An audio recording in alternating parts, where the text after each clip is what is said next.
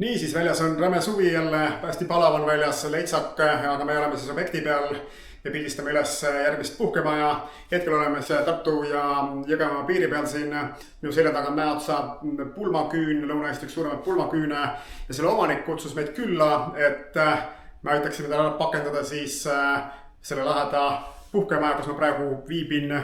Ta tahab seda välja müüma hakata. Nüüd ma tahaks rääkida kahest põhjusest, miks tellitakse kinnisvarafotograafe või siis turundajad, kes siis peaksid pildid tegema ja mis on need põhjused taga. Nüüd põhjus number 1 on see, et kõik inimesed, kes on teinud võib-olla ise pilte oma objektidest, sul võib olla väga iPhone, aga ühel hetkel ma näen, et nad tulevad ja küsivad, et kas saaks appi tulla.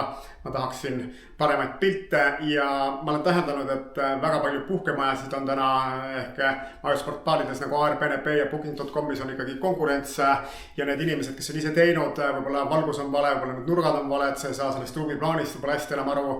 Siis ühel hetkel neil on see hirm, et neil on rahavoogude kadu, et naabri puhkemajal läheb paremini ja ma pean paremini konkurentsis püsima ja seetõttu lastakse teha paremad pildid.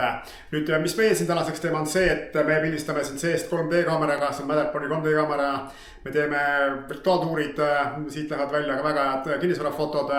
Hommikul me tuleme ja pildistame drooniga teiselt poolt ehk täna hetkel päike on sealpool, me oleme ilusasti ära teinud droonipildid, aga vastu päikest taas mina ei pildista, mina valin alati kellaaega, kus on päike ja homme, kui päike on sealpool, ma pildistan üles kogu hoone teise poole, ehk siis omanik saab väga head turundusmaterjalid endale oma majutusportaalides üles panna. Nüüd põhjus number 2, miks tellitakse kinnisvarafotograafe ja sidekriips turundajad on siis see, et sageli tuleb ümber positsioneerida see objekt teistsuguse sihtgrupi jaoks. Ehk näitena toon siia siis käisin eelmine aasta Pärnumaal Tõstamaal puhkemajal abis, sellepärast et selle omanik kurtis mitte broneeringute puudumise üle, vaid just, et seda broneerivad inimesed, kes tahavad läbu panna ehk läbuseltskonnad, nad lõhuvad, koristada on vaja rohkem ehk sellele inimesele ei meeldinud see asi, ta ütles, et ma ei taha seda, ma tahaks hoopis teistsugust seltskonda näha, kes broneerivad minu puhkemaja.